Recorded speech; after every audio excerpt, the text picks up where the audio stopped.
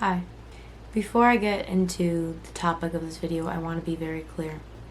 Because I survived something that I didn't fully understand until I was out of it. And now that I've had some time and therapy and space to think, I realize just how harmful and destructive what I went through was. This was a type of abuse that the people around couldn't see. A lot happened behind closed doors or in person. I'm sharing my story to help others recognize the red flags before it's too late, and maybe that'll save somebody so much more time than the time that I lost in this relationship. This kind of abuse is difficult to see because it is wrapped in charm, it is wrapped in love bombing, and the language of ethical polyamory. All I want is to make sure that if anybody was in a similar situation that I was, that they get out and they get free before it escalates. Or maybe even realize that they're in a situation like this and can get out safely. Everything I'm going to talk about is my personal experience. I have the right to speak about what happened to me when I was forced to stay silent for so long. This is my truth. I have receipts, I have witnesses, and an entire healing journey that backs everything. So if you're here to judge me for speaking my truth, you can leave. But if you're here because you're looking to have some form of clarity, or if something in a situation feels similar to you, I hope this helps you see things clearer. There are going to be multiple different phases of what happened, and we are gonna go through the list. I took a lot of time to organize my thoughts, organize the experiences that I've been through, and name what happened to me. There is a disclaimer at the beginning of this video for the topics I'm about to get into. This is really, really difficult for me to talk about. This takes place at a singing venue. I had just met him. I was drunk. I was with my mom, trying to have like a fun time out, trying to look for more places to sing as, you know, an independent artist. One of the first things he told me off the bat was that he was poly. He was very flirty up front, asking me questions about myself, all that sort of thing. We even got into topics of BDSM, and he had been like, oh, I'm a dominant. And he was like, are you submissive? And I was like, no, I'm a switch. And then he asked me my age. I said I was 22. And as this conversation continued, he then said, we'll talk later, jokingly, flirtingly. Now, I was seeing this as attention from a guy that I found attractive. I wasn't yet viewing this as a dangerous situation because of my attraction to him. You know, I thought, this guy seems charming, this guy is flirty, everybody in here seems to like him, so why would I think anything else, right? I found him attractive, but the pace and intensity felt fast. I now realize that I was being and it was disguised as connection. And there is a large misconception about what can be. A lot of people think that grooming can only happen to children. That is incorrect. You can be groomed at any age. Grooming is just a manipulation tactic, not necessarily just about children. You can look that up and fact check me if you'd like. I know there's a lot of discourse on the internet of people not understanding what terms actually are. I would continue to go to this place, you know, maybe like once a month.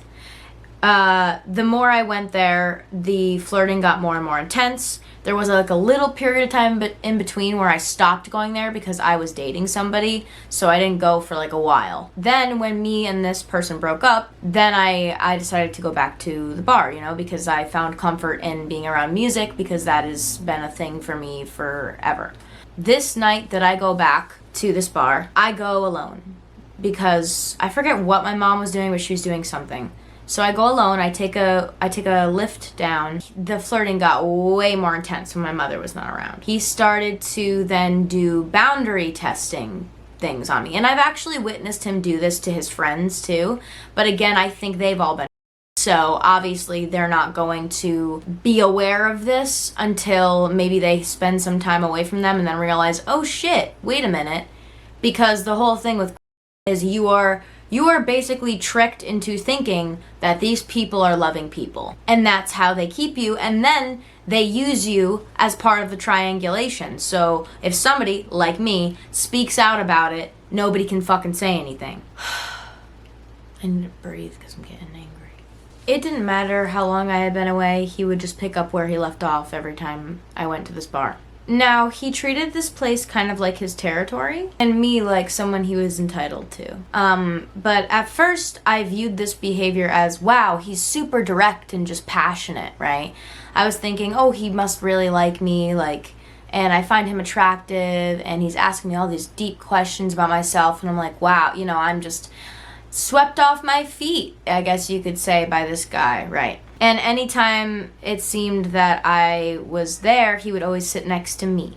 It was always me. Anytime I came in, he made sure to be next to me. But anyway, as I was saying about the touches and stuff, he had begun to do this touchy thing. He would accidentally touch me, right? And that is a way for him to associate himself with safety, or that like he cares about boundaries, right? He would like subtly like I remember there was one time like I was sitting here and there's a table and he was over there and he like reached his hand out over here, right, to me, and then he like went like that or something, and then he was like, oh, sorry, acting like he didn't mean to do it, right? And then after that happened, he would continue to be more and more kind of in my space, right? And there was one time where he towered over me, stuff like that, and like at first I thought this was like a little flirty banter back and forth, because I found him attractive, so I was like, oh, like this guy's attractive, and if he's doing this stuff, like it's fine. Like I would just kind of excuse it, because at this point it's hard to tell, especially because I was also drinking,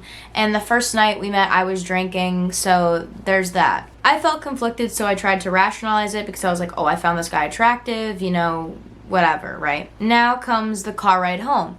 So this is manipulation framed as help, right? I had a lift home planned, but he offered to drive me. I was like, well, I find him attractive, like, sure, like, I'll let him drive me home, right? So I was like, you know what? Okay, like, yeah, you can drive me home. The second I get in this car, he puts his hand on my thigh, and again, I'm attracted to him, so any sort of touch, even though he didn't ask for it, I was just like, well, we're flirting, so, like, it's fine. You know what I mean? Like, in my brain, I just was explaining away this behavior. And we got to my house. You know, I was pretty much, like, really into him, and it was weird for me, too, because I had thought before this that I was a lesbian.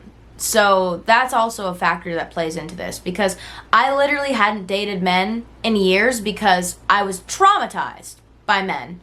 And the last man that I dated really, really traumatized me. So I like put off dating men, and I just started dating women and non-binary people. And so I thought I was lesbian at this time, but then I found him attractive, so I was like, okay, well, clearly I'm not a lesbian. So this was like a spark of curiosity and stuff, and it's, you know, whatever.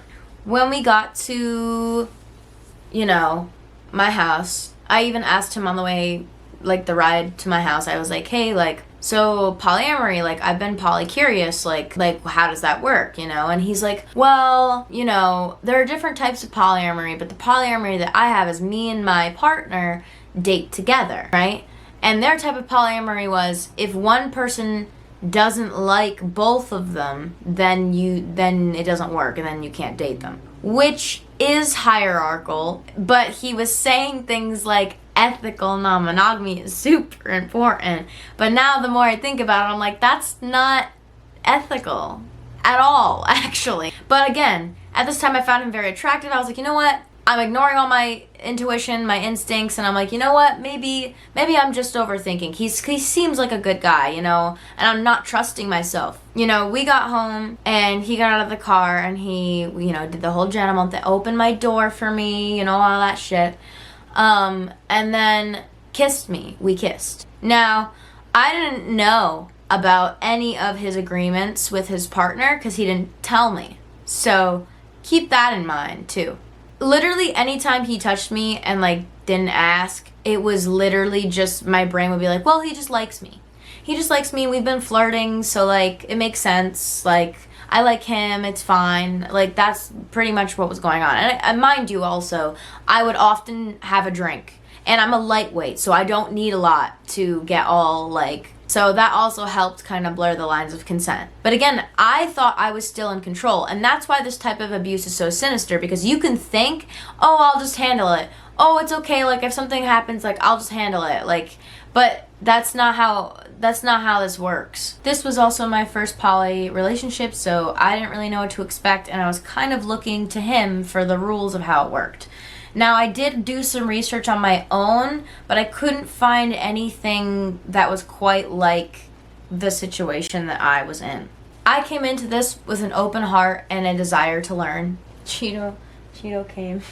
Cheeto, you can't do that in the background. I now see this as not a ethical poly dynamic, it's a control mechanism. By saying I had to like both or leave both, he removed my agency in choosing my relationships individually, weaponized emotional loyalty, and created a triad or nothing at all scenario. Real ethical polyamory is based on consent, communication, and the freedom to build relationships individually. He used my inexperience to create a situation where he and his partner held all the power. This part is the sexual tension and coercion dressed up as consent. Now, I found him very attractive. He exploited this. I was in a very flirty mood. We were being, like teasing with each other, like sexually teasing with each other, And that's how it started. And that's how I was like, okay, well, this is consensual, whatever. But then it started to get into some other types of territory. So after that kiss, we started texting a lot. And I mean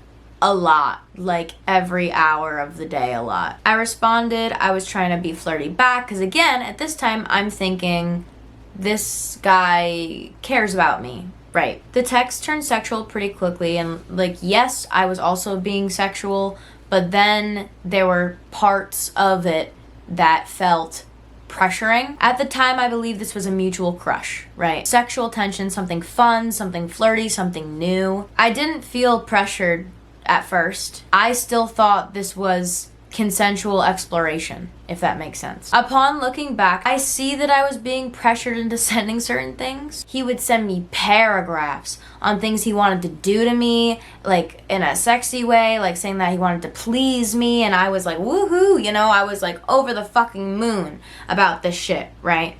Because I was like, wow, he really wants me, and so that also made it easier for then to get me in this space where I'm doing whatever he wants me to do, basically, because I want to please him.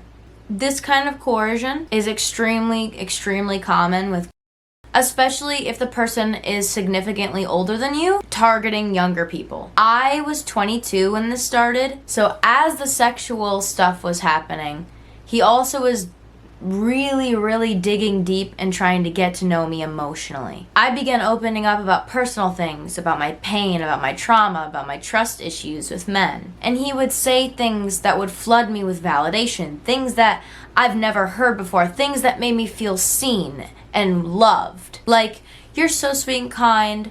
I'm so sorry that anybody would take advantage of that. I started to trust him deeply because he positioned himself as a safe man. The kind of man that understood pain but would never cause it, or so I thought. Sometimes I think back to this and I wish I never walked. I wish I never walked into that bar. I wish I never, ever, ever knew of him at all. Now, this next section is about future faking, and really making it into this whole, you're so special, I really want you to meet my partner. And when he told me about his partner, he did not tell me the truth about what she was like. He made her sound very bubbly and stable, and she liked cute stuff, and basically aligned her interests with things I liked, or things that he thought I would like. He told me multiple times that he was not looking for a short-term thing, and that felt like I had finally found people that I could spend the rest of my life with, right?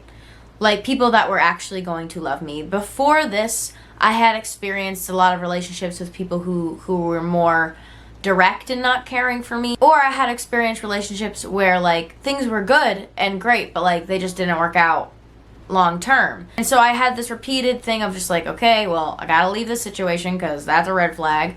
Or it would be, oh, okay, well, this person is busy with this, that, and the other thing, so they don't really have time for me. Okay, that's fine. Like, we can, you know, whatever. We can still be friends, whatever. And it was a lot of short-term things. So I felt like finally people actually, like, saw me right. And these people wanted to build something real and stable with me. He emphasized wanting me to meet his partner soon. He spoke about polyamory like it was this beautiful form of communication. He talked about how past people weren't that serious and that they weren't looking for a hookup. They want something serious. This made me believe that I was being welcomed into something genuine.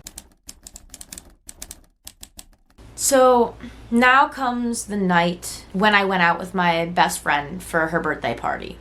She hadn't seen a picture of them yet or what they looked like, but she knew that I was talking to people, right? So I was talking to them and I was telling her all about like, oh my God, they're giving me so much attention, like they're so lovely and like loving, because again, a lot of their manipulation was framed around this, right? So this is very scary, truly. I think about this and I'm like, why the hell didn't I leave then? Like, why didn't I leave then? But I need to not blame myself because, again, shit happens, especially when you are drinking. I'm out with my friend for her birthday party. And this is her first time turning 21, mind you. So I'm going out with her to this fun little arcade bar, right? And we're hanging out. I'm texting them at the same time. You know, I'm sending them, like, fit checks. And I'm like, yeah, I'm having a fun time. You know, I'm posting on my Snap story and you can see that I'm drinking. And I have videos of it on my Snap story, right? He texts me. And he's like, hey, are you still there? And I have receipts of it, by the way. Hey, are you still there? And I forget what I said, but you'll see it over here. And then he goes, cool if we head over? And I'm drunk. At this point, I read the text message and I'm like, what the fuck? Right? I'm like, what? Because I'm out with my friend, which I very clearly stated I was doing. I look at my phone, I look up, he's right there. He comes around the corner with, you know, her. I'm scared, right? I'm in kind of a bit of shock right now and I'm like, what the fuck? Like, why did they just show up unannounced?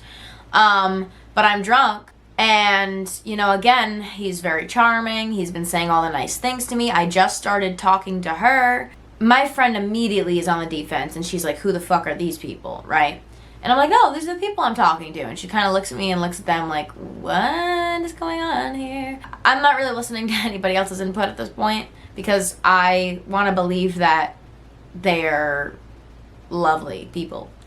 And this happens, and they just start standing there, like, standing around and, like, drinking. And I'm like, well, I'm not gonna just leave her to go hang out with them, right? Alright, well, me and her, like, me and my friend are gonna go, like, you know, hang out for her birthday, and we're just gonna be, you know, around, you know, but it was nice to see you guys, whatever, right? They're like, oh, yeah, no, of course. They walk away, and I look at her like, what the fuck? I immediately get a text message from him saying something along the lines of like, sorry if we scared you. Mind you, I never said that I was scared.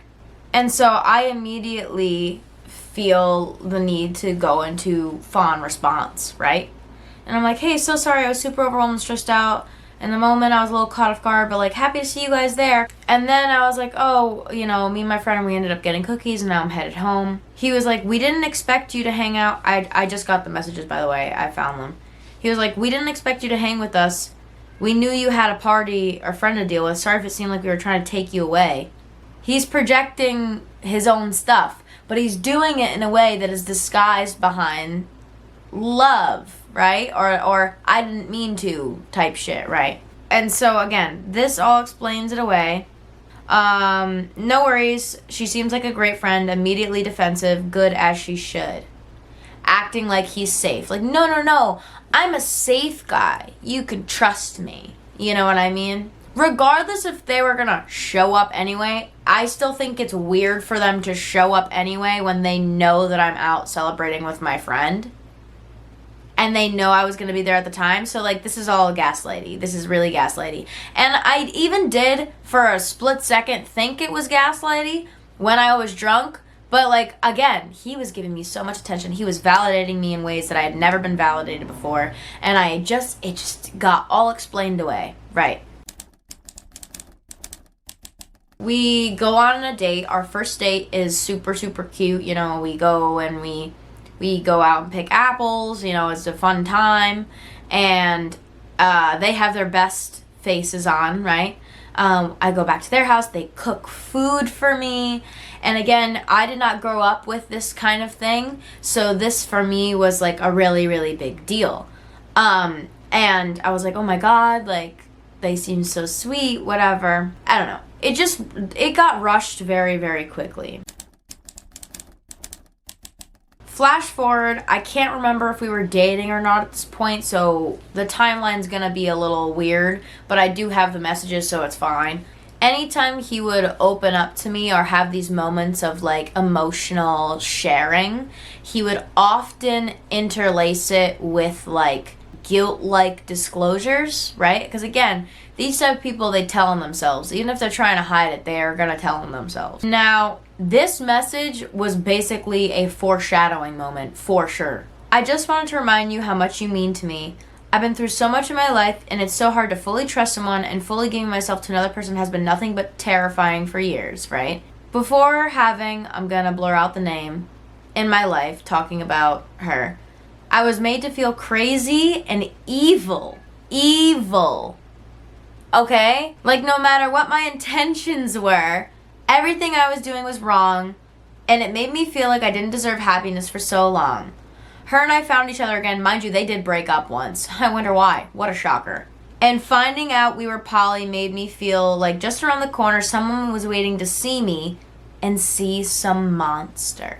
Now, let's get into the difference between someone who's actually emotionally opening up and somebody who's trying to hide the fact that they do fucked up shit to people. It's so subtle. It's literally so subtle, too.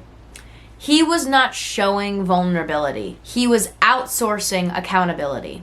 Also, somebody who's been through something like that does not self-proclaim themselves as a monster. Somebody who's been through actual, like, hardship where they are not the abuser would say something like, it's hard for me to open up. They would say, like, it's hard for me to trust, or, like, things like that. They would not self-proclaim themselves as a monster. At the time, I thought he was just misunderstood because he was doing all the nice things for me. Which is how they... It makes me so angry because how could you do that to someone? And he knew the shit that I've been through in my life. He knew about my PTSD from being SA'd, only to SA me again. But we didn't even get to that fucking part yet. If you are in a similar situation, that is not vulnerability. That's foreshadowing. At the time, my heart wanted so badly to believe that he was just afraid to open his heart. Just like I was afraid to open my heart. I thought we were the same. He was mirroring me. I now know that he was me to feel guilt. Every time we went out together, alcohol and weed were heavily, heavily involved. We would go with their friends, and I was introduced to all their friends. In this entire relationship, the only time that the girl I was dating hung out with my friends was if we were with her friends at a dance night, which happened maybe twice the entire relationship, and 2 times out of the entire time we were together. We were almost together for like a full year. Twice out of that whole relationship did she ever go to an event with them. And the entire event, she would just be quiet and not really say much. Or didn't even like really take initiative to get to know my friends at all. And he never even came to hang out with my friends at all. He met my best friend and I hung out with her over their place maybe once. There was no effort to meet me in my world. Everything happened in their orbit. And my friends know. And my friends witnessed weird behavior with her too. There was also gradual takeover of my time. I started spending more time with them. At first it was 3 days. Then around holidays it was like 2 weeks. And then sometimes I'd spend weeks there. And they framed this as like, oh, we're really getting into it fast with them, blah, blah, blah, blah, right? Because they love me so much. Mind you, also, the first time that she told me that she loved me, it was very early. And I hadn't really been told that before. I've dated people, but it was never anything super serious that got to a point of I love you. And the times where it did get to a point of I love you, that was like in high school, and that was with a man who assaulted me. So it's been really great. I really, really love my love life. There was little to no time for my own life. I was also having more chronic pain, and I was canceling streams more often. I didn't have time for my work either. Anytime I would try to leave, like to go home because I needed to work, she would guilt trip me by acting like really, really sad and all broken up that I was leaving her and that like she wanted to spend more time with me. And so I found myself staying an extra day to make her feel better. Mind you, he was over here telling me, well, you know you can go home if you want. Completely disregarding what she was doing. Completely enabling her. They enabled each other. At first it felt like closeness, like I was being loved super, super deeply. But this wasn't mutual bonding. It was control. And not only did this happen like if I just tried to leave to go home, this would happen also when I was out with my friends. She would constantly make me feel guilty for hanging out with my friends. She would text me or she would call me, and again, it's very subtle. It's a very subtle type of manipulation, but I'm gonna find the receipts. Now, I don't remember the timeline of this, but I remember I went to go hang out with my friends for like literally just like a few hours, basically. And I wanted to stay longer because I haven't seen them in months. And again, she made it all about her feelings. So she was like, hey, hey baby, don't know if, I'm not going to say the name. Don't know if he already texted you, but he got called into work, so I'll meet you at the house because she was also like house sitting at this time. And she was like, for 5 when you get dropped off. And it's like, I like never said that. But anyway, then I was like, sounds good. Like, my love, thank you for letting me know. And that's the other thing. They would use love. They would use words like baby. They would use honey.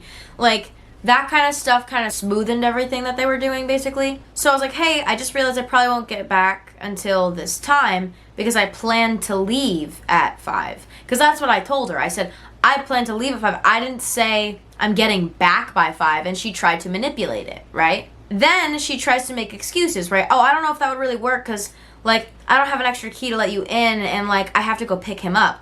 Mind you, literally, I could have seen her. By the way, oh my God. This situation was wild. Mind you, just to set the scene, actually, before we get into this, what happened before this, I literally stayed with them. I'm forgetting exact timing because how can I remember all that in my brain? You know what I mean? Anyway, I'm forgetting exact timing with how many days, but I think, and I'm going to say I think right now, I think we had been together for like 4 days at the very least, right? And we were literally spending all of our time together. That's the thing. It was never enough for her. It was never enough for her ever. She did not know how to be alone, and anytime she was alone, she would just go hang out with her exes. That was her plan of action every time that she didn't want to be alone. So anyway, mind you, I was also sleeping in their bed, and their bed started to hurt me. This goes into, like, the substances and stuff. Their bed started to hurt me. I was in pain. I had substances pushed on me while I was in pain too, as framed as helping my pain, my fibromyalgia, which is what I have. Their bed hurt me every time I slept in it, but anytime I got up to get away from the bed, I was then guilted about it. I was then made to feel like their feelings were more important than mine, especially her. Him not so much, but her for sure. She'd be like, oh, I missed you last night. It was like sad in bed. And it's like, do you not care at all about my physical pain. Like, it just blew my mind. I think I had stayed a few days to house sit, but that bed was hurting me because it was hard bed. And that bed was hurting me. So I was like, I can't sleep in the bed. Like, that's gonna hurt me. And so she suggested, how about you stay here, which was at our other apartment, right? The actual apartment that I would often go over to. This happened in person. I go, okay, like thank you, maybe, yeah, like, you know, I'm like, maybe that would help me if I slept here. She starts crying. She starts bawling her eyes out. Literally, like, trying to guilt, even though she suggested it. And she's like, oh, I'm gonna be alone now, and I'm just like, I don't want to be alone. You just told me to, like, oh my God. Like, I actually really can't even, I literally can't even process that, like, how you even do that. So then, obviously, I felt responsible, so I start comforting her, and I'm holding her while she's crying over the fact that I have to stay here because I'm in physical pain. Like, this whole thing makes me so angry. Anyway, so yeah, so I'm supposed to go hang out with my friend, right? So this is where the texts come in, right? Mind you, all this happened before this. So then here comes the little gaslighting, right? I'm not sure, I thought you'd be back by 5, so I don't really know what would work. I don't have an extra key to let you in. Will you be back at the house at exactly 5? And it's like, what do you mean exactly at 5:45? Like, I'm supposed to know the ETA of when because I don't have a car. I'm also getting driven there. So now she's putting pressure on me to get back to the house by a certain time. And then, but I don't want to leave much later than that because I feel bad for him leaving. Again, weaponizing, emotional, whatever. That's the only thing I can think of that would work. She would frame herself as this, like, little injured bird, and she'd do it all the time to get sympathy. And then I didn't answer fast enough for her, so she's like, my love. And then I was like, sorry, I was craft making. I shouldn't have apologized. I don't have to apologize. But again, see, made me feel like I needed to apologize for this. And then I explained what I just explained. I'm just confused because how you could be meeting me when I get back if I'm going to be there around blah, blah, blah. And I was like, well, and so I'm not rushing. I said, I can stay here because I haven't seen my friend in forever. And I literally said, I told them, my friend, I said, I can stay till, I said at first I said I could stay till 7, but I told them 5 so I could have more time with you. Because she was making me feel guilty for that. And then here comes the weaponizing her mental health. Okay? And it's framed as a fake emotional intelligence, right? If I'm being completely honest, I'd really rather not do that. I had no time with either of you this weekend, and it's been really bad for my depression. She literally told me to stay. Oh my God, like, I'm actually getting angry. I'm getting angry because, like, what are you talking about? Oh my God. And so, weaponizes her mental health. And then I'm already not so pumped that I only have a few hours with you both before I have to go to bed and work tomorrow. I really don't want to wait until almost 8 p.m. to see you. Mind you, I've been spending more time with them than I have my own family. Okay? Mind you, that's what's happening. So, again, I feel like I have to then go and do this thing for her. They would frame their possessiveness as love. They would say things like, we're so into you, all of our friends think you're hot, all this stuff, right? To make me feel all, wanted. They were also excusing certain dynamics. They would say things like, we're still friends with a few of our exes, but that's okay, like, it's all fine now, which, me personally, I don't really get jealous over that stuff, so that to me didn't really seem like a red flag. When I talked to other people about that, they say that that was a red flag, but in my brain, I was like, well, I think it's a green flag if you can stay friends with your exes, right? But no, I didn't realize that it was actually just part of triangulation and damage control. There was also financial abuse going on.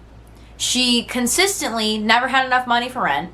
She also consistently didn't help out a lot at all, to the point where I started to feel like I had to be the one picking up all the slack. He had kind of framed her as the problem, right? to make himself seem like the more safe guy, safer option, whatever, she was weaponizing helplessness, right? She constantly claimed that she didn't have enough money for food or anything like that, even though we literally had food at the house, but she refused to make herself anything. He would always be the cook in the house and make everything. At a certain point, you know, I had thought that this is something he liked to do, because he said he liked to do it, but he then expressed, hey, I feel like I need some more help doing some stuff, like, you know? And so I was like, yeah, no, of course, right? Immediately I started helping. Immediately I started picking up the slack a little bit more, you know, I started helping out with some things. I even was like watching him and how he was doing it so that I could learn how to cook a certain way, right? But yeah, meanwhile, she's over here saying she never has enough money, and then when she's called out for it, cries and flips the entire situation on the other person. I watched it in real time. This was the first time a fight happened that was like really scary to me. There were other very scary moments too, but this was just, I was witnessing things, basically. I guess what had happened, or what I was told by him, was she had gone into the bedroom and asked him to make her something. He was like, I don't want to do that. You know, he put his foot down. He was like, I don't want to do that. Like, I always do it. I'm always cooking. And she literally threw an adult tantrum. She went to the fridge and started looking for stuff and like throwing stuff out, like, oh, it's fine, like, I'll do it myself, whatever. And when he's calling her out for it, she's just denying everything. She's sitting on the couch and she's literally starts to scream cry at him, and he's trying to, you know, be calm and be like, listen, like this is not okay. I'm telling you I need help. I'm not attacking you. That's not what's happening right now.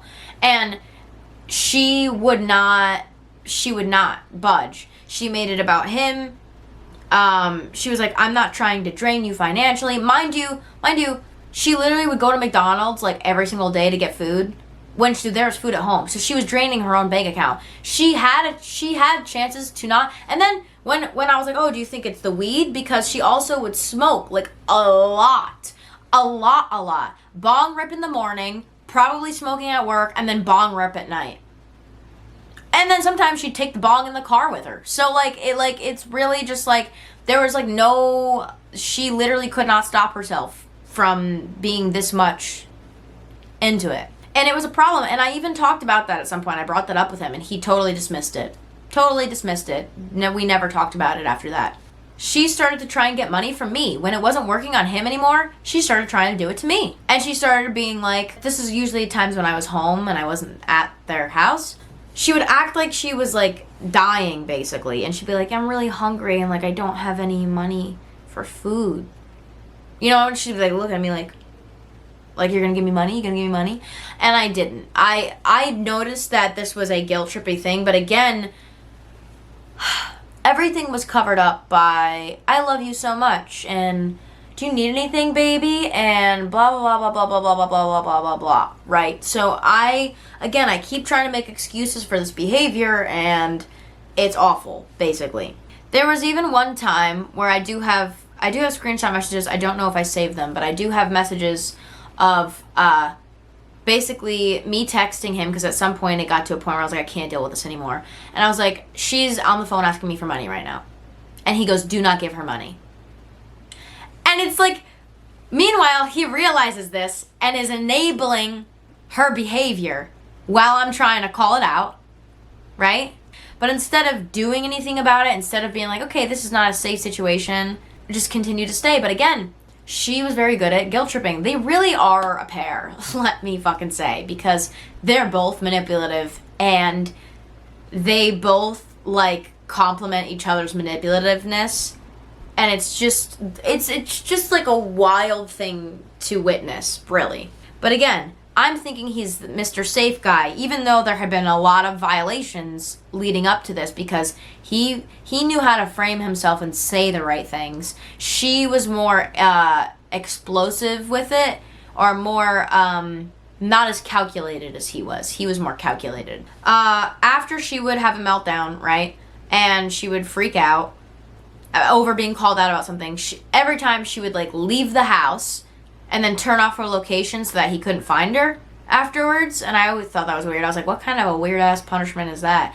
Mind you, she's the one who asked for to have location in the beginning, at least for me. She asked for my location in the beginning of us dating, and she was like, oh yeah, you know, she normalized that was like normal thing. It's not. I know it's normalized now a lot because of social media, but I just feel like that's such a weird thing. Like, oh yeah, let me have your location. I guess it's fine if you're not using it in a manipulative way, but even then I feel like it's weird. I don't know. After she would melt down like this, you know, my boyfriend would be like, oh, you know, he would step in as the calming presence, right? He would be like, it's gonna be okay, we're gonna get through this, to calm my nervous system down, to keep me there. Cheeto, oh my god.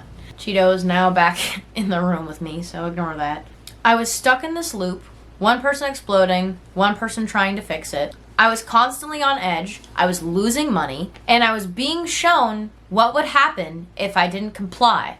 I also didn't have a car. I also was just learning how to drive and didn't have my license either.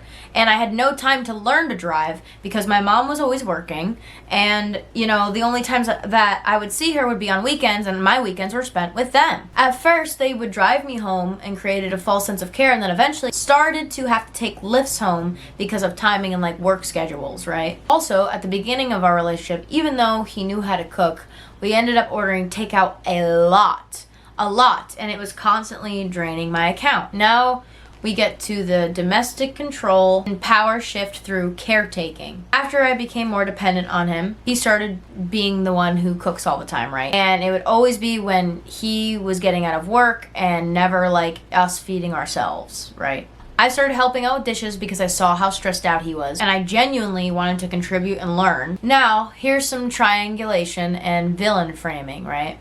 During a store run, he framed her as the villain, right? He said things like, if she keeps doing this, I can't do it anymore. This is ridiculous. At the time, I believed him because he positioned himself as the emotionally intelligent one. He would downplay his own behavior, even though he himself had scary outbursts. He had sudden loud rages, where he would hit objects around him if he was angry. It was controlled, but it was also terrifying. And then, during a fight one time, he used me as a tool to shame her. And I was not okay with that. But I was scared because things were getting loud and I didn't know if things were going to get violent. But again, everything was done it was a manipulation that was done behind like love. He would point me out and be like, see, Moon is helping. And it's like, that is not okay. Like, why would you say that? I was silent. I felt silent out of fear because I was scared. She was scaring the fuck out of me. He was scaring the fuck out of me. And like I was like stuck in this like freeze mode. But then after these things would happen, it would just go back to normal, playing the happy couple, right? That everybody wants to see the happy couple. None of that was real. None of it was real. I thought it was real. It was, again, image control. Damage control. Now I'm going to talk about a time where I was first learning how to cook chicken. I literally have never cooked chicken before in my life. I did not have a super healthy diet before I met them. I'm ADHD and I had a lot of safe foods, and I would only stick to my safe foods, and I would never venture out and try new things. So at this point I was trying a lot of new food, right? Now, there was one day I wanted to help him out, and I was like, I'm going to make chicken tonight, right? And I called him on the phone while he was at work, and he helped me, like, walk me through how to cook the chicken. And he said to use a temp check. I was also on the phone with my best friend and a family friend, right? So I hang up with him. I start trying to cook the chicken, right? Even though I'm really nervous about it. And basically, I explained to my friend what he had told me to do. My friend says, oh, you don't have to do it that way. You just check to see if it's cooked all the way through. Like, if it's white, then, like, you're fine. You can eat it. So I go, oh, okay. And, I'm just like, oh, okay. I'm just trying to make chicken. God forbid a fucking person wants to make chicken. And so I'm making chicken. So I ended up overcooking it because, again, it was my first time making chicken. I didn't know what the hell I was doing. I called him on the phone and told him that I don't think I did it right. And he immediately, his tone shifted and he started getting, like, mean. And he started getting mad at me because I didn't listen to his word over everyone else's. That should have been red flag number, I don't even fucking know. I really don't even know at this point, literally got mad at me because of this and was like, well, they shouldn't have butted in and you should have listened to me. And I immediately felt bad and scared of him. And so he comes home and I'm standing there looking at the chicken I cooked. And I'm like, I'm so sorry. Like, I don't, and he starts being like, stop talking. Don't, stop talking like that. And basically dismissing my feelings, right? And I don't remember all of what was said because I started dissociating at this point, but I will say that I started crying and I started to feel really not well after that.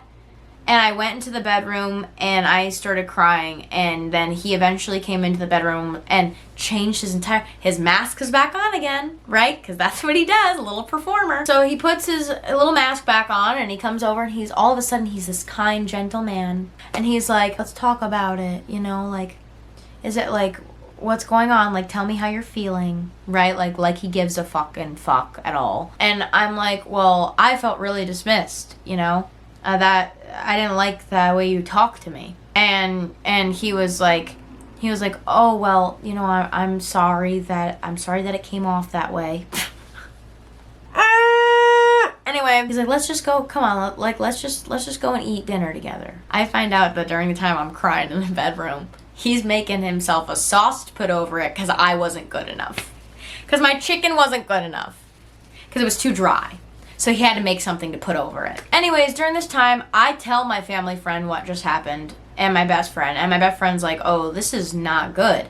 Everyone around me is telling me it's not good, but I still want to believe that they're good people. I still want to believe that they wouldn't do it on purpose and that they just had a moment. Right?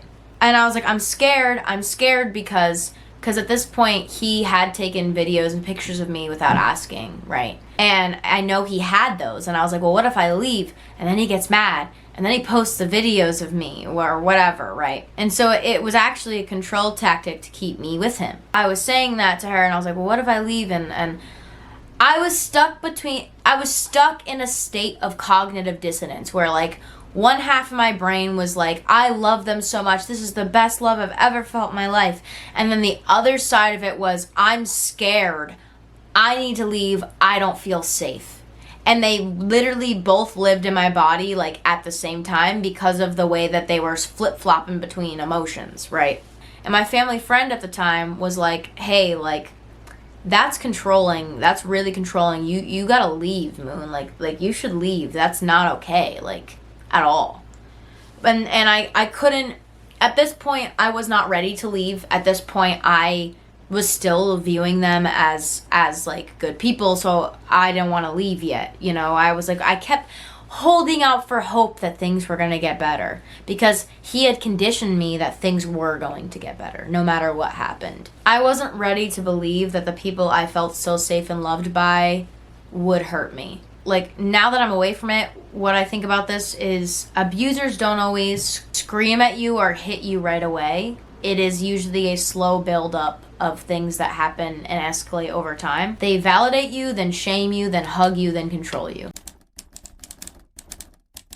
There's another incident that happened. He bought my mom alcohol because, apparently alcohol is really the only thing that he uses. Before he got out of the car, it shattered on the ground. And when he came in to pick me up for, to spend Christmas together, he had this, energy coming off him that I had never seen before. And he was like, yeah, whatever. Like, in this very, yeah, whatever mood, right? I was like, why is he acting that way? And, towards my mother and stuff, too. I'm like, what the fuck is going on, right? When we went back into the car, he sat in the seat and my girlfriend at the time screamed at him and was like, she literally said, don't you ever yell at me like that again. And I was like, what is going, right? In my brain, I'm like, what the fuck happened, right? Because I wasn't around for it. And she was like, you just triggered the shit out of me. You don't ever scream at me like that. I'm scared, right? He goes silent. He puts on his little mask, right? And he's like, okay, baby, I'm so sorry that, But then he kind of made her, I forget what exactly he said, but he kind of made her seem like she was crazy. But clearly something happened. I could tell by her reaction. Even though she was manipulative herself, I could tell that something happened. She reached out to hold my hand in the back seat the entire ride back. That shit was so fucking scary. That was really, really scary. See, that was one of the first times that I was like, okay, wait, maybe it's not just her, it's him too. And the thing that I find so interesting about this is that they've told me about their pattern. First of all, they told me they dated a therapist once and that therapist ghosted them out of nowhere.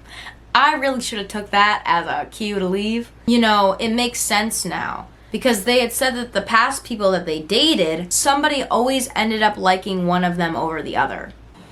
So I had to take a break because it was getting way too overwhelming for me, but I am back now on a different day to continue the video. It is later at night, so we have a different lighting system going on. I think that the reason that somebody always ended up liking one over the other was because they would just clean up each other's stuff. So anytime someone would do something, it would be cleaned up by the other one. And because they're both so good at playing victim, your brain is like, wait, who is it? Which one is it? It's both of them. It is both of them.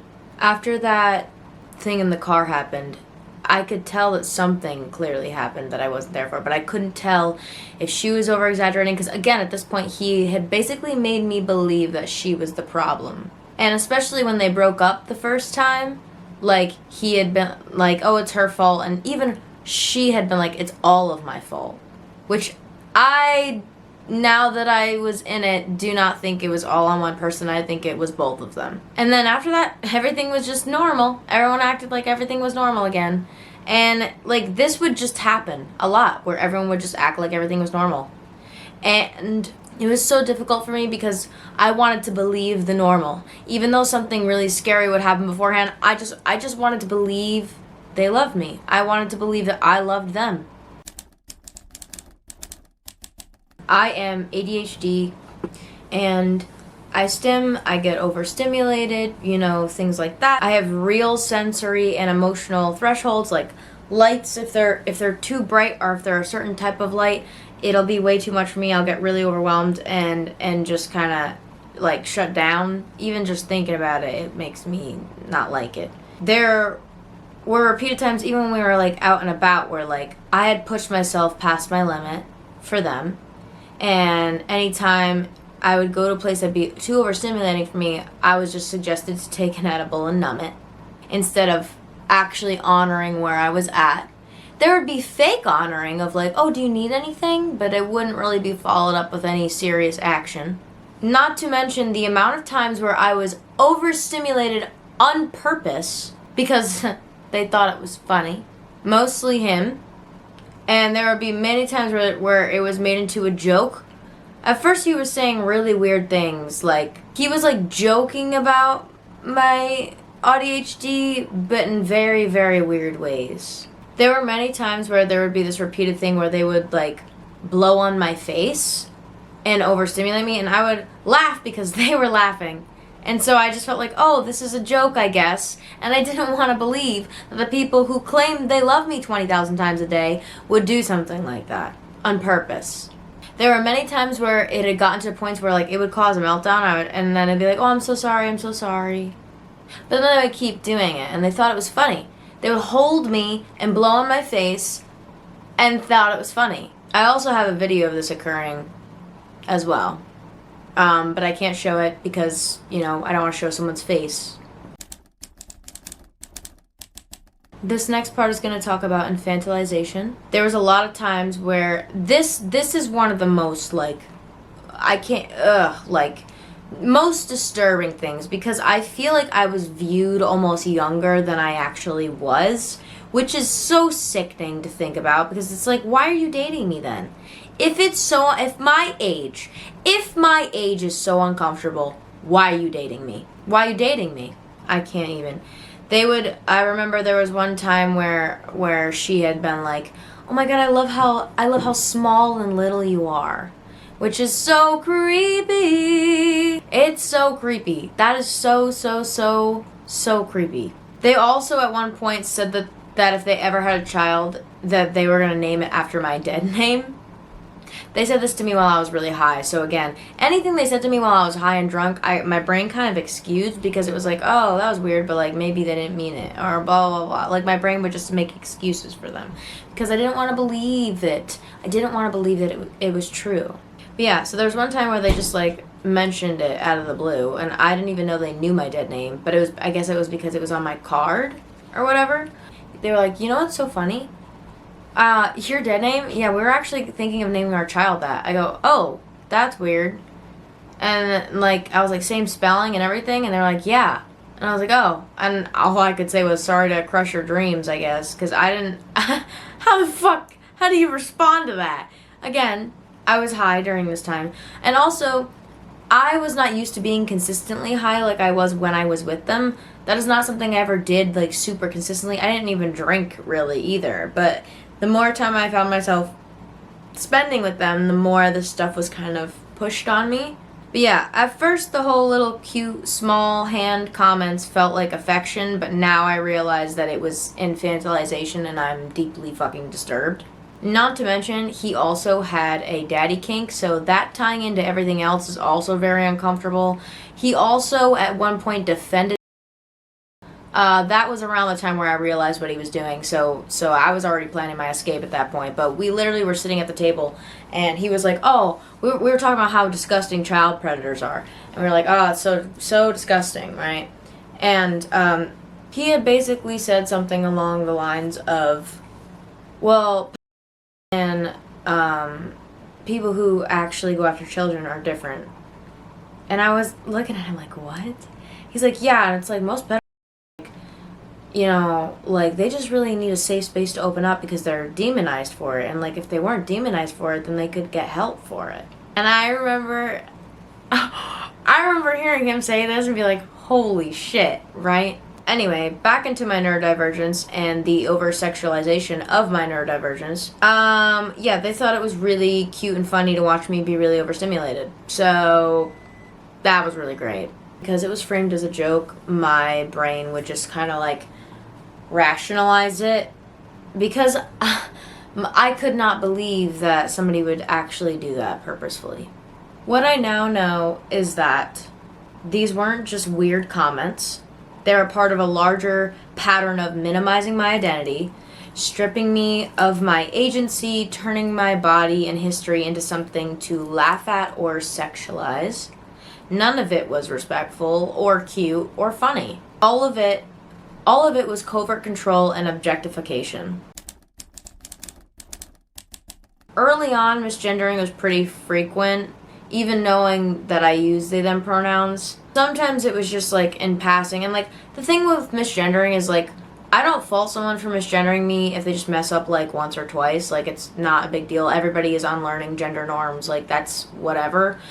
But the thing about this was like when it would happen, sometimes it would be during intimate moments too, which made it even more violating and disorienting.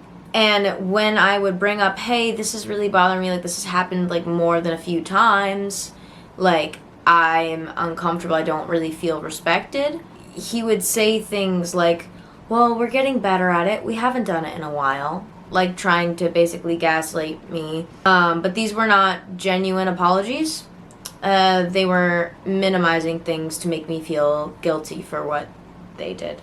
I started to question my own heart, like maybe I was being too sensitive. I felt like I wasn't allowed to bring it up because they made it seem like I was holding them to some like unfair standard. This section I'm going to be talking about. So if that is a triggering topic for you, you can skip this part if you don't want to hear about it.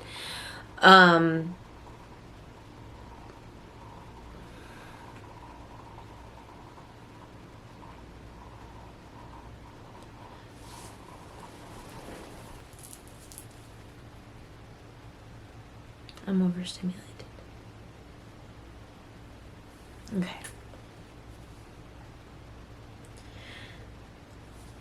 What I'm going to be talking about now is coercion, substance use, and non-consensual encounters.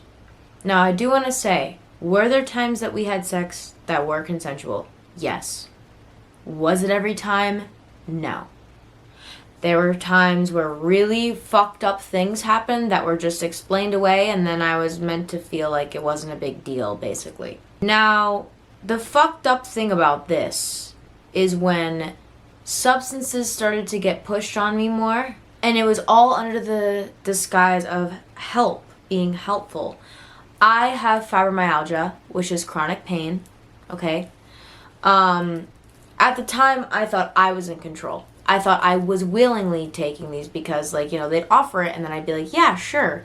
But the thing is there would be some times where I would be like, I don't want to take it again.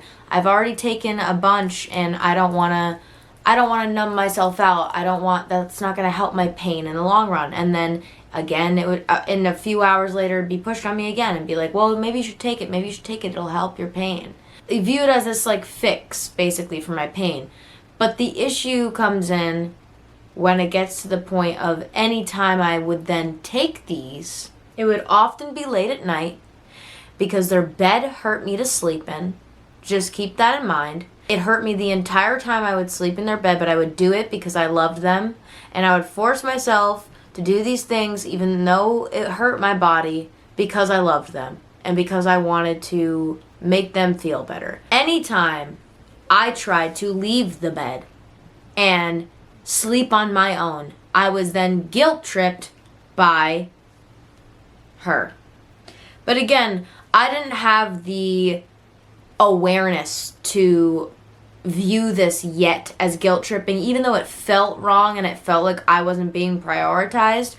I would often have a fawn response to this kind of behavior. If you don't know what a fawn response is, I guess I could put it somewhere on the screen. The issue also came with him because when I was on these substances,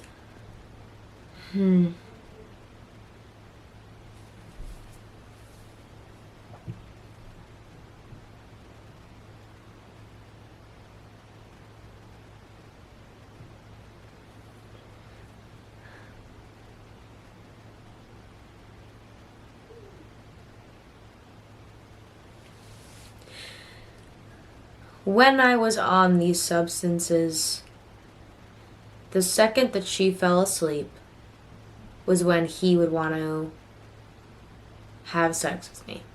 And because there was a lot of and teasing through messages leading up to when we actually started to have sex, it was very easy for him to just be like, hey, come here. Hey, come here. Like, let's have some fun times. And I was under the impression that I was aware enough to consent to this, but I was not, because it impaired my ability to say no. But again, I had trusted him at this point and thought that he would not do what I'm about to tell you he did. The first time that he ever took pictures of me,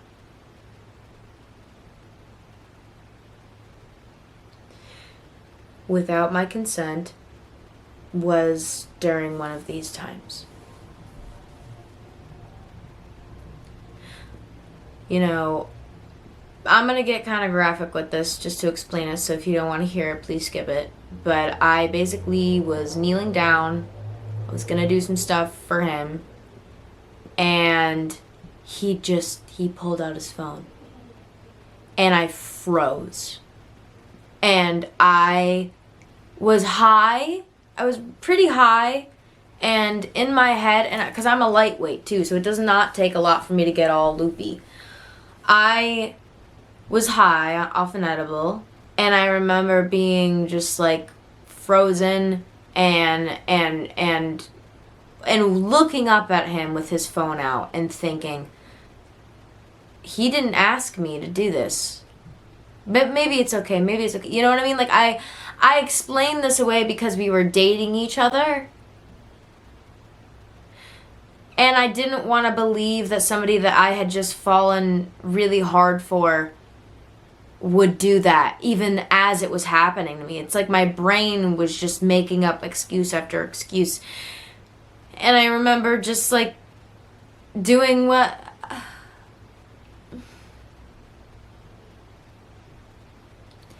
And And I remember doing what he wanted me to do. Because I was like, well, he was bigger than me. I felt like he could overpower me if I didn't comply with what he was saying.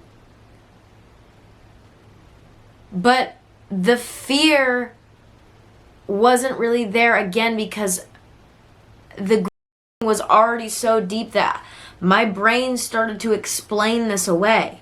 And it was like, well, maybe he just forgot to ask, like, even though that's not a thing that fucking happens. You don't just, oh, guess my phone's out now. Never fucking once have I ever done that in any of my past situations, but I was excusing everything. And so I played into it. I did what he wanted me to do. And then after he just sent it to my phone to then make me think that I had consented to this. Even though I never did. But, again, at this point, I didn't want to believe that what he just did happened. So I played into it. Which is...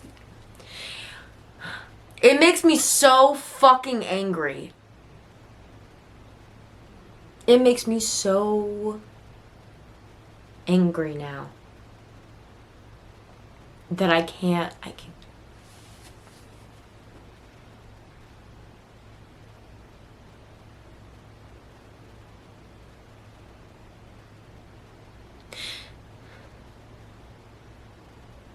This continued to happen throughout the relationship, but it just became normalized. And at the point it became normalized, I started to just perform for him. Because that would give me love. If I did what he wanted me to do, I would get rewarded for it. And I was stuck in this psychological warfare. And it didn't help that I didn't really have much time away from them to really process what was happening to me. I would go home for maybe 3 days out of the week and spend most of my time with them. I didn't have enough time to process. And when I was away from them, they were constantly calling me, constantly texting me, so I never really got time away from them. Moving on to turning my discomfort into compliance. Oftentimes when I am in situations where I'm scared, I have a fawn response, especially with people who I love. After that, I began performing for him, doing what he liked because I was praised for it. When I didn't do what he wanted, I noticed that he would become cold and moody and emotionally distant.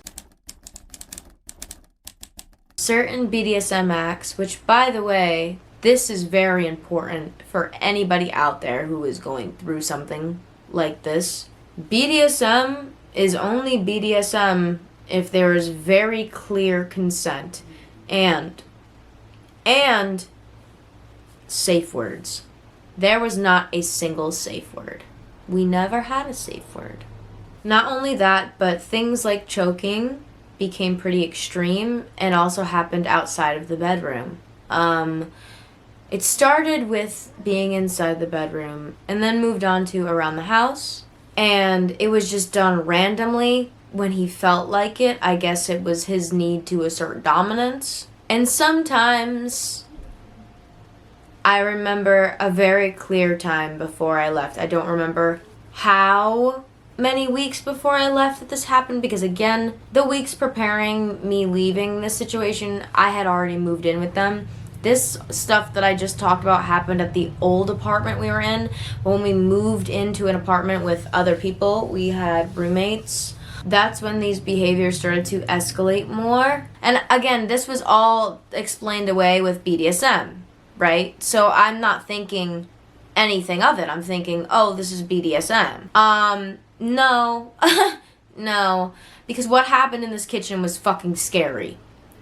So I was in the kitchen. He ordered me to go over to him. He literally was like, come here.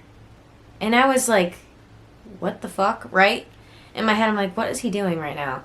And I kind of just looked at him and it was like, what? Like, no? Right? And he was like, well, if you don't come over here right now, you're not gonna like what happens next. And I was like, my brain was like, is he really saying that? Like, is that real? Like, that's literally, like, because he's so good at putting on a face and playing this whole charming man, feminist boy, I was like, wait. Like, it wasn't computing in my brain. So I started to dissociate. And I just started laughing, because a lot of times I will laugh when I'm uncomfortable. It's kind of just a trauma response coping mechanism. So I literally looked at him and I was like, like, what? No. And I said, no, like, what the hell? In literally less than a second, he comes over to me, chokes me against the fridge, and I couldn't fucking breathe. For a good amount of time.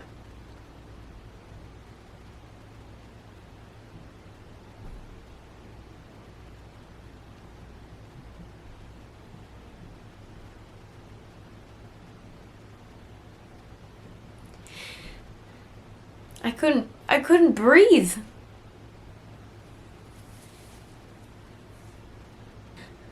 And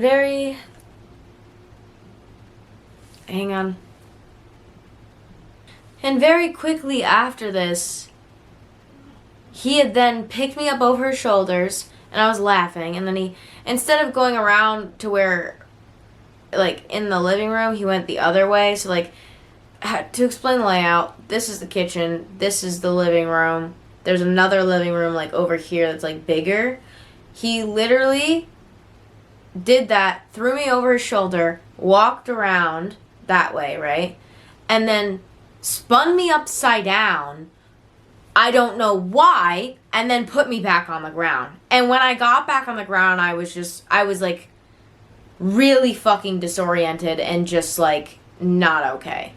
Like, I was not okay. Consensually choking someone in a BDSM dynamic versus breath play are two different things. You are not supposed to actually choke your fucking partner. And that's what he did. My body, a lot of times in these situations, shut down and just believed it was love. It was, oh, he's just passionate. It's just passion. No, it's not. It's not. It's not. First, I'm going to talk about bodily harm while intoxicated. When we had sex when I was drunk or high, he made me bleed. He did not go slow. There were multiple times where anytime we were doing that specific thing, I'd say, please go slow, please go slow, please go slow. And a lot of these times, he would not. And I would end up bleeding. But again, you'd think, how the fuck did you excuse that away in your brain? Well, I was drunk and high. And when these things happened, I thought maybe he didn't mean it. He didn't mean it. That's how deep this manipulation was. This manipulation was so deep that he had convinced me that what was happening was an accident. There was another time he made me bleed with his hands while I was drunk. He was clearly going way too hard. And when he pulled away and realized that I was bleeding, he had said to me, oh,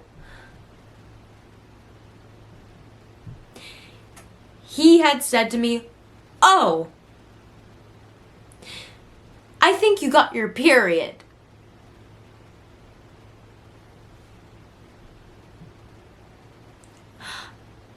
I went to the bathroom disoriented, drunk, and probably high at the same time. I checked my Flow app because I track my period. I was nowhere near my fucking period. Nowhere near my period. And again, I had explained away, he didn't mean it. But you don't accidentally make your partner bleed. That has never happened to me before. With anyone else I have been with. That's not an accident. That's somebody who does not care that they're harming you. And I wish that I had left at these moments, and I wish that I was more aware of what was happening to me, but it was so layered. He was giving me types of emotional comfort that I had never gotten from anyone before. He would cook for me all the time. He would do all these nice things, and everything was just always covered up by his words and the things he could say that would make me feel seen and heard and loved. He comforted me when I talked about my essay experience in high school, and then proceeded to then essay me. When you have two different things happening at the same time, especially in a relationship like this, it creates cognitive dissonance. If you don't know what cognitive dissonance is, this is what cognitive dissonance is. The most disturbing part of this is the fact that he would cover his tracks by then sending me the recordings. Like, he would just randomly take these videos of me as a way to create the illusion of, see, you must have complied with it because I sent them to you. And it did work. It did work for a while because I had been like, well, he didn't ask me, but then he sent them to me, so, he must have thought it was okay, so maybe it was okay. It wasn't okay. It wasn't okay at all. But again, the manipulation was so deep, and I was constantly on substances, I was constantly high, or I had liquor. He just knew alcohol really well. That's all I'll say. In my brain, I was like, well, I didn't say no, so it was fine, right? But it wasn't fine. And I would play into it. Anytime he sent me a video, I'd be like, oh my God, I love these. I didn't love them. I didn't love them. I did not love them at all. I was trying to rationalize it. I was trying to survive what was happening to me because I loved him. I thought I was in love with him. False consent is not consent. What was actually happening is he was training my nervous system to accept what hurt. He was gaslighting me to consenting to what he wanted me to consent to. Silence under pressure is not consent. The absence of no is not consent. He counted on my silence to justify his actions. But silence is not consent, and I'm not staying silent anymore. There's more condom coercion and boundary violation. I was often made to feel like my boundary of needing a condom all the time was too much. He would repeatedly bring up the idea of not using one or, slip that into conversation somehow. And when I called him out for this and said, no, I really don't like when you say that because I once dated a guy who coerced me into not using a condom, and he was like, oh, I just want to try it for a little bit, just a little bit without it. Like, can I just go a little bit? And I said no 1,000 times, and then I eventually said yes, and then that guy then kept going and didn't stop. And he was like, oh, well, I hope you know that's not what I'm doing. That's not what I'm doing. Instead of correcting his behavior, it was, oh, I'm not doing that. But again, I wanted to believe him. So a lot of these times, whatever he said to smooth things over would work. There was boundary pushing tactics from this point on. There were times when I was drunk and high, or one or the other, and he would tease me physically without a condom on. That was not consensual. He never asked if that was an okay thing to do, he just did it. There were times where I had to physically push him back while it was happening to me because I was scared of it going somewhere I didn't want it to. And he would say things like, don't worry, I'm being careful. He wouldn't stop though. He would just say, don't worry, I'm being careful. That happened to me more than once. It got to a point where I started to kind of remember those parts, right? And I was like, wait, I'm uncomfortable with that, and I'm staying silent about it. So I sat him down and I talked to him about it, and I said, hey, this is making me very uncomfortable, and it's very triggering, and I put the blame on myself, and I shouldn't have, because it's not my fucking fault, but I did. And I was like, this is making me really uncomfortable, it's very triggering for me, please don't do that, I don't want you to do that to me anymore. And you know what he did? He said, thank you so much for telling me. He said something along the lines of, your boundaries are so important, and I'm glad that you felt safe enough to come to me and tell me that. And I felt this relief of, wow, he really is a good guy. See, he's a great guy. He wouldn't do that. And then guess what fucking happened? Guess what happened? The next time I was drunk or high, did it again. And I explained it away in my head by being like, no, maybe he forgot. Maybe he forgot. I could not bear the thought that that somebody that had made me feel so safe and seen could continue to do that to me. There was also a time when a condom broke, and I could feel it break, and he kept going like it didn't just break inside me. Like I didn't just feel that. He took my silence as a cue to just keep going. And eventually, I broke out of my freeze and was like, did the condom just break? And he was like, oh, let me check. And he was like, oh yeah, it did.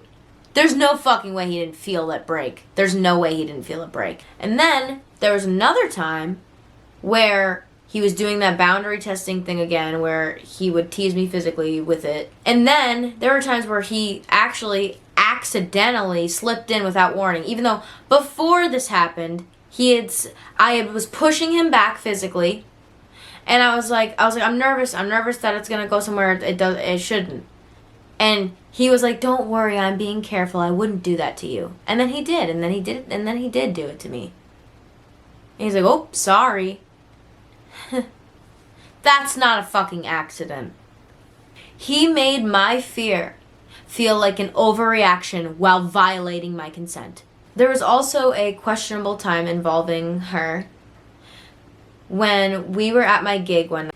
This night at my gig, I was told, like, first of all, she would always invite her friends to my gigs to seem very supportive, right? Supportive partner, whatever. There was a girl there that they had hooked up with last year that apparently he had cheated on her with. And she just told this to me out of the blue while she was drunk, while I was drunk at my gig. Right before I had to go back on to perform, she just blurted out. She was like, oh, see that girl that's that came to your gig today? Yeah, last year, we hooked up with her. We tried dating her, but she only liked one of us, so we cut things off with her. But he kept texting her and not telling her about the specific polydynamic that they had. And she realized that he was flirting with her still, and she was like, please stop doing that. I don't like you flirting with her. And he said, yeah, of course. And then he continued to do it, even after she told him not to. And I had to just go back on stage and perform after that. So I had to perform after that.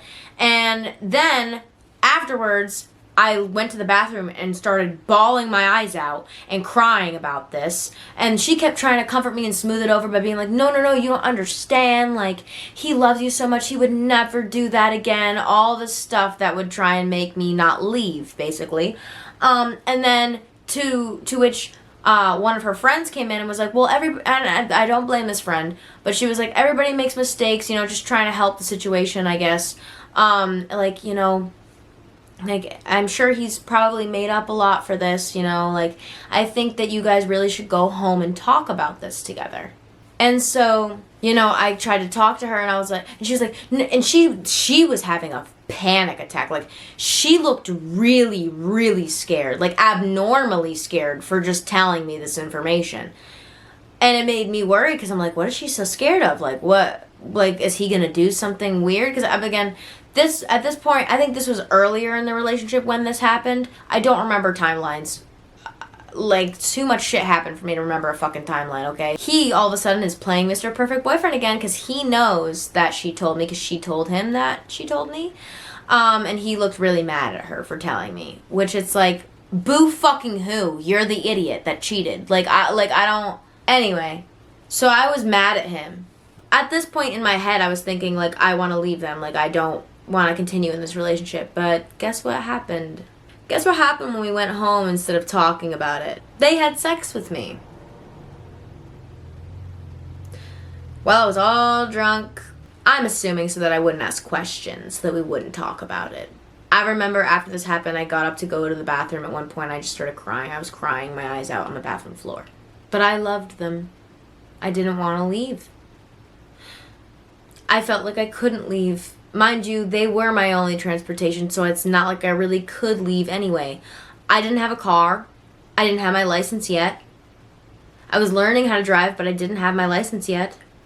The only way out was for me to order a Lyft. Mind you, later when we moved in together, this same girl is still in their life.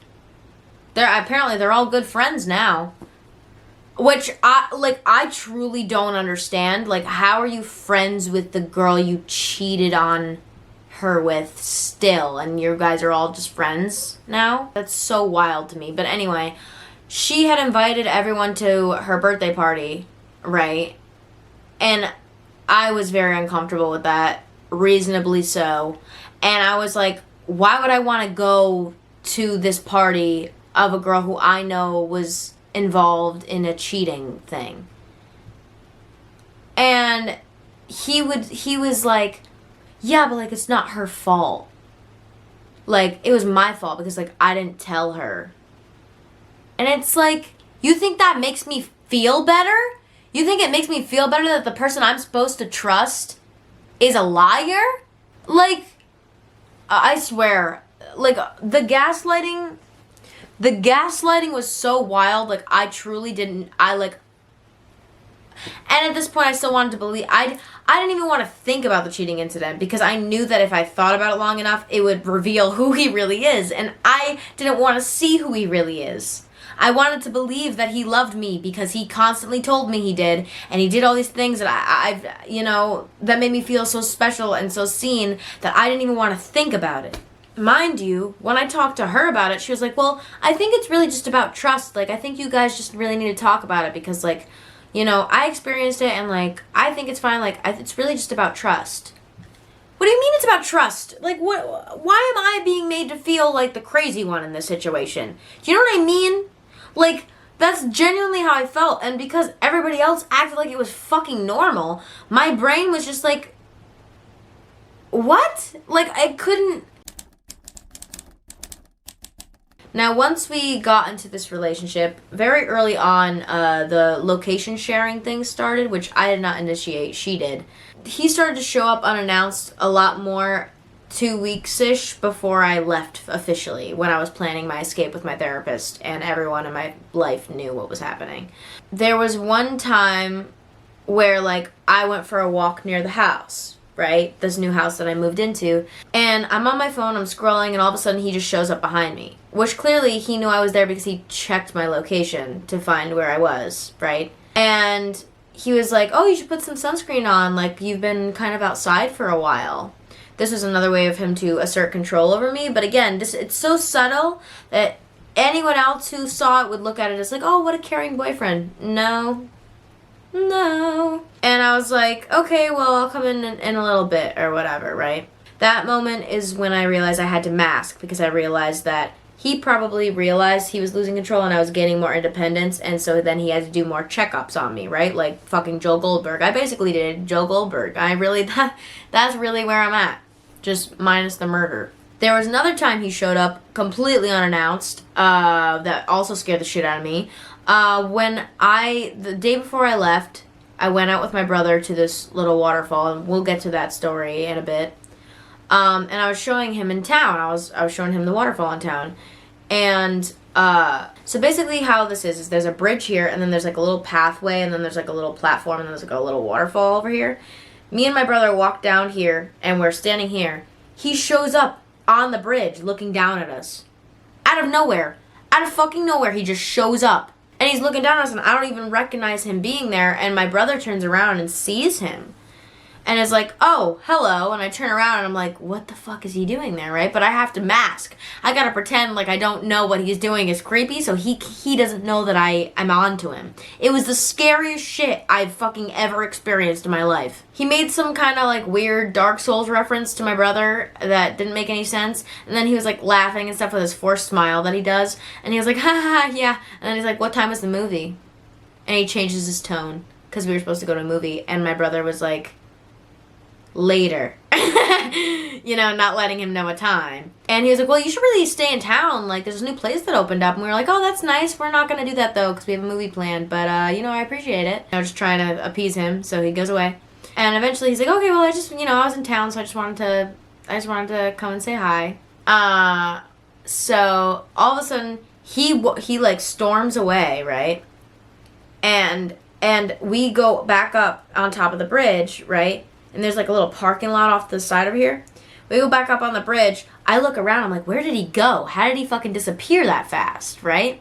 I turn around and I see his car pull out of like a parking spot to just like this empty place and like zoom out and get right back on the road. And I was like, holy shit, right? That was like the day before I left officially, by the way. Things started to escalate when I pulled away from him. We'll get more into that story after. I will say, right after this stalking incident, I got a text from, her. And it was basically something along the lines of, like, I feel really disconnected. We haven't spent time together. That, despite the fact that we literally live together. We literally lived together. And her entire routine for, like, the last however many months was literally get high in the morning, go to work, get high at work, come home, sleep the entire day, and then get high again. That was her entire routine. And if you tried to wake her up, she would not get up. So, and I literally tried multiple, and I even have proof of me trying. I have proof of me telling her, like, I literally tried to wake you up 1,000 times, and you just didn't wake up. And then her just continuously, like, spinning the story, trying to make it about different things when she wasn't getting her way at guilt tripping me. But yeah, it was really timed perfectly for her to send that message, which made me think, are they working together? Like, I have not, And I was just kind of like, that is so interesting that she's texting me that right after he just showed up on the bridge. But again, I was smart about it, and I had said something like, my therapist is really encouraging me to, like, focus on myself before I fix anything else. Something like that. It's going to be in the text messages. You'll see it. A reminder that I had no car and I had no escape. So they knew that. These were coercive control tactics. Showing up unannounced, tracking me through my location, disguising orders as care, using fear, confusion, and like surveillance to create dependency, and then seal it with emotional guilt trips. This was just a continued thing. Anytime I started to act independently, I would be pulled back in again. And a lot of people did notice I stopped streaming, like, a lot. I would go, like, a week or two without streaming and be like, okay, my chronic pain's really bad, guys. Like, I'll come back next week. And the reason my chronic pain was so bad was probably because I was getting assaulted.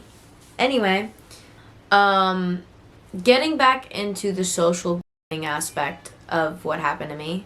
I was 22. I was involved with people who were significantly older than me, which only contributed to the major power imbalances. Both of them, to their friends, would repeatedly justify the age gap. They would often bring it up when everybody was drunk or high. In front of friends, they'd say things like, we don't usually date below 25, but Moon is different. Or they'd say, oh yeah, we weren't gonna date Moon because they were 22, but Moon didn't hold themselves as a 22-year-old, whatever that means. They would even mock my trauma, being like, well, must be the trauma. Moon's just really mature for their age. So weird. It was so weird and uncomfortable. There was even one time in front of my friend, when my friend was over, where I was, like, showing my best friend pictures of me from, like, I think it was, like, 2016 or something like that. And I think I don't remember how old I was in 2016. And she had said, how old were you in that year? And it's like, why are you saying that like my age is, like I should feel ashamed for my age?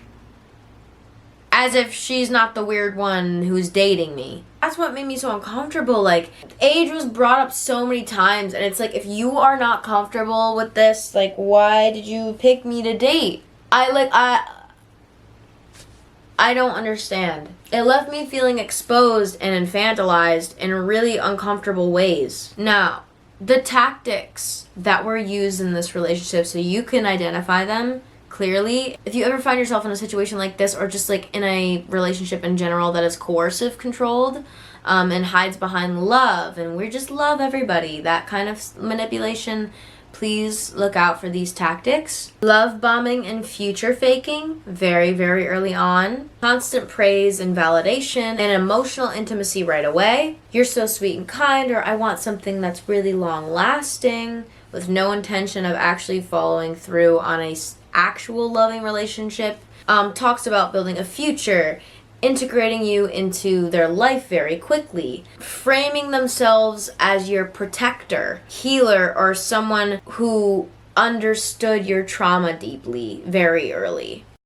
Through flattery and sexual pressure. Introduced BDSM dynamics super early. When I identified as a switch, cast me as submissive. Asked for sexual photos and stuff, followed by only if you want to, only after then telling me how much he would like it. Alcohol and substance-based vulnerability exploitation. Frequently use weed, THC seltzers, alcohol, or anything like that, and started incidents during those times. Justified himself as helping with chronic pain or setting a relaxed vibe, but waited until I was already really high to get into stuff, to the point where it became normalized and I just thought this is how sex works. Isolation from friends and family. Guilt tripped me when I tried to make plans with anyone outside the relationship. Controlled my time to the point where I was seeing them multiple days in a row, and that wasn't even enough. Never really made an effort to talk to any of my friends or build relationships with them, and mainly kept me around their friends. Location monitoring and stalking. Triangulation. Used me to make her jealous or feel uncomfortable, and then called her crazy for it, basically. Used the stuff that was happening between them, their drama, to gain sympathy points with me.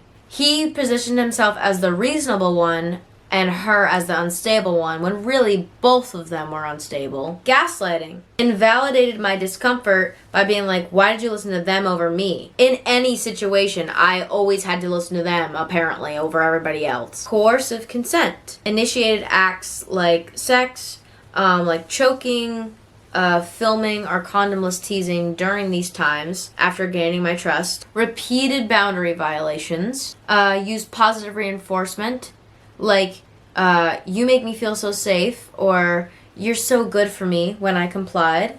Infantilization. Constantly talked about my age in weird and uncomfortable ways. Referred to me as cute or tiny in ways that minimized me. Treated my neurodivergence as something quirky and not as an actual thing. Control disguised as care. Fear conditioning and shutdown response. So that looks like sudden loud outbursts, slamming tables, yelling, triggered freeze responses, and confusion. A lot of these moments would make me feel dissociated and confused. I began apologizing for things that I wasn't doing wrong just to keep the peace. Compliance via threat of withdrawal. So anytime I wouldn't give something, he would then withdraw emotionally. Manipulation used on their friends. Alcohol-based consent violations dressed as party culture or just having fun. Encouraged a culture where drunken affection and blurred boundaries were normalized. Social grooming. Carefully curated their public image as fun, charming, and safe, especially in queer polyam spaces. Made sure all of their friends knew they were into me to create a false sense of safety. Turned mutual friends into enablers by normalizing group affection. Scapegoating and triangulation. I know that they have made friends with their exes' exes, and I'm sure they use that to then torture the other exes with how close they are with their exes. That was a whole fucking mouthful. But I did notice that happening too. I didn't notice it in the moment, but I notice it now. Used me, and likely others as emotional pawns to emotionally manipulate each other or create jealousy within the friend group. They also framed their ex-partners as like unstable, or that, you know, things just didn't work out because they liked one over the other. There was one of their favorite exes, though, that they spoke about all the time, which, by the way, they still have pictures of them kissing. I found it when I was on his iPad once, because I could use his iPad, and I had to go to the photos so that I could, you know, get one of my images to draw.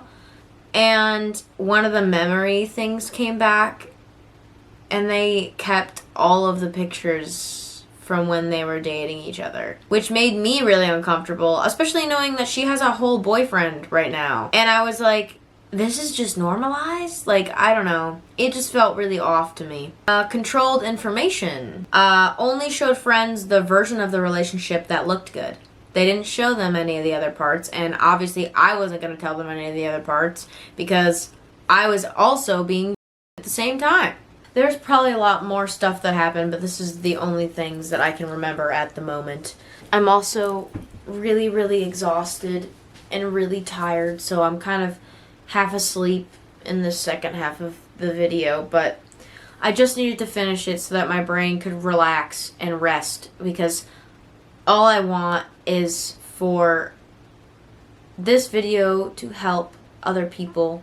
All I wanted to do with this video is share my truth and maybe help somebody else out there who is maybe going through something like this and doesn't realize that they are in an abusive dynamic because it's so subtle, because it's not as easily seeable. And I just know that if I had known about this beforehand, I could have gotten out a lot sooner. I'm disgusted.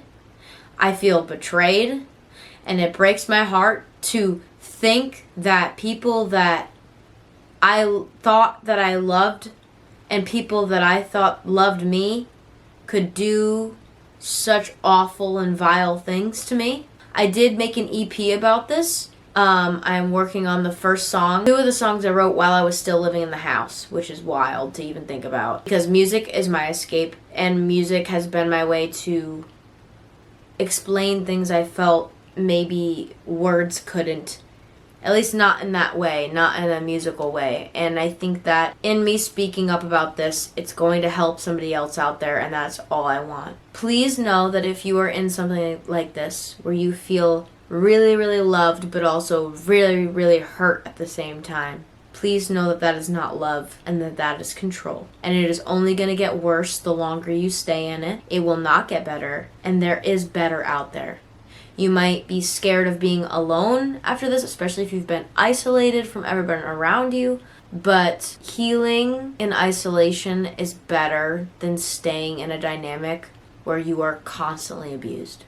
And I hope that in me sharing my story, it helps somebody out there. And if you've been through this, I just want to say it's not your fault. And I am so sorry that you were manipulated in a way where your consent was manipulated, in ways that which people cover their tracks really well, and maybe you didn't get a lot of proof or don't have a whole bunch of evidence about it, but you still know what happened and you woke up to it. I'm so fucking proud of you. This was hard for multiple reasons. First reason it was hard because I had to process the guilt of from the manipulation of like being made to feel like I had to stay in the relationship and that there was no out. And I had to grieve a version of these people that didn't exist. And I had to really look at the side of them that actually was abusive so that I could escape it. I'm so tired. It's really late and I've just been talking at my camera for literal hours. Like, I'm gonna have hours of footage to edit. It's gonna be insane. Thank you for listening to me, and thank you for, allowing me to have a voice after everything I've been through. Like I said, this was difficult for multiple reasons. This was awful. I'm probably not dating again until like a really long time because this was so scary and just like way too much for me to ever trust another human being. I already have been through abuse. And, like, this is just, like, a little cherry on top, I swear to God. Like, that's really what this is at this point. If you relate to my story at all, I love you so much, and I'm so sorry that you went through that. And, let me know in the comments if this helped you at all. And, yeah. I will see you guys in the future with more music, with more content when I am feeling like I can actually exist in front of a camera and get back to normal life. But yeah, I just wanted to speak up for the part of me that didn't get to. For the part of me that had to stay silent through this entire thing, and it was terrifying. Bye, everybody.